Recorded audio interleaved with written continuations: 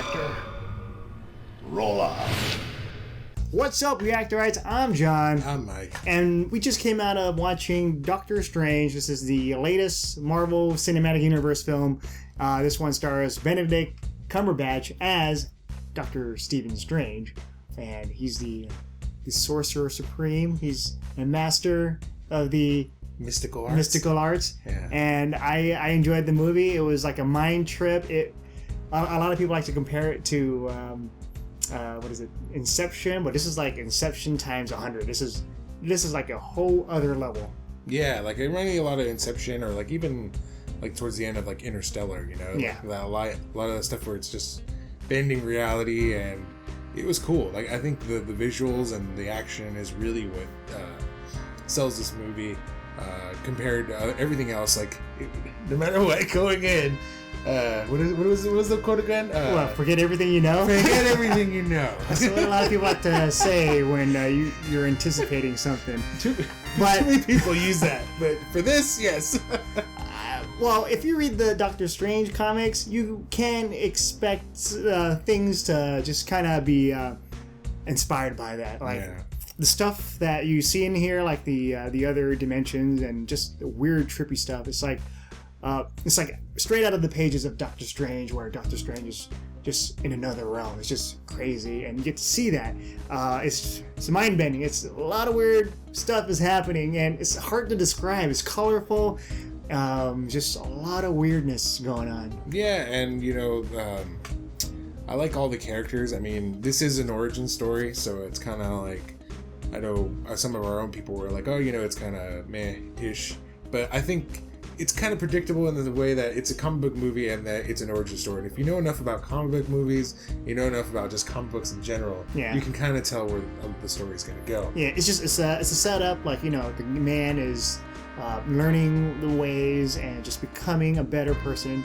So it has that same formula like other movies where, they're too cocky, but then they learn that they have to like put aside their cockiness, their arrogance, and just become a better person or hero.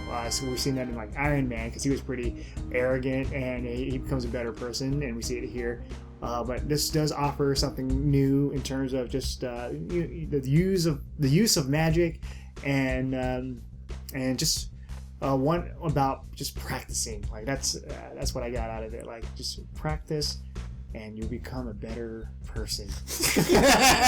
Okay. Yeah. I think the best parts of this movie were like him training. Like it's completely different, because I don't think any other film has this much extensive like training. This is done like as a montage, but it shows you as a montage like he trained hard for it, and other films like like Captain America, he just has it. Like they inject them and he already has the power. Tony Stark, he's just smart, so he just builds the suit. But here, the stuff he's learning, all the stuff that he's done as a neurosurgeon, just get rid of that. This is something new, and he has to like relearn and just forget everything you know. But so Benedict Cumberbatch as Stephen Strange, he's similar, like he's arrogant, and he was a neurosurgeon, he's rich, but he's fun to watch, just watching his journey. Like he had everything, now everything's taken away from him, and now he has to like rebuild himself back up. And then you have, of course, supporting characters like Tilda Swinton as the Ancient One. There's some controversy with the casting of her character, but here I think it's fine, just like in terms of just serving the story and the type of character. They could have hired an Asian actor, they could have. But here, I still enjoyed her performance. Yeah, I really liked her as the Ancient One, and like there was some times where you're looking at her face, and it's like I can't tell if she's. I wish they would have played with like the whole like, is she a man, is she a woman, kind of thing. Yeah. Because there's some times where like her face, like it just didn't look like it looked different, and then like sometimes it looked like she wasn't entirely white, and I thought that was really cool. Like it was just kind of.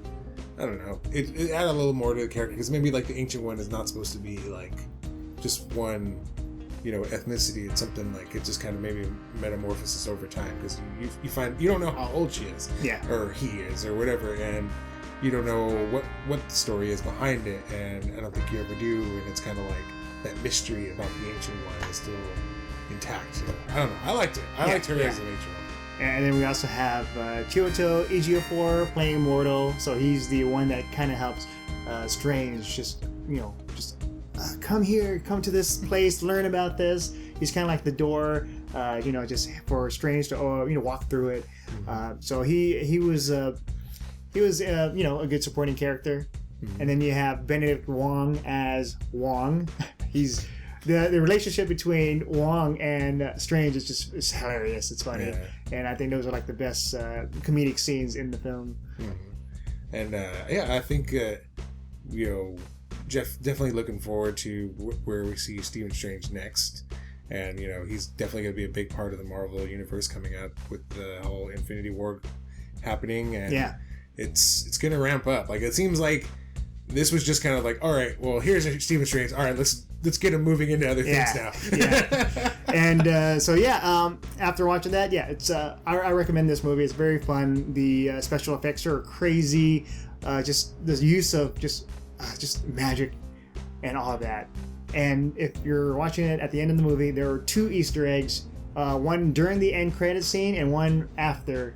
And so stick around, stay to the very end. So if you've seen Doctor Strange already, let us know what your thoughts on the film is on the comment section below. With that said, I'm John. I'm Mike. And we'll see you guys next time.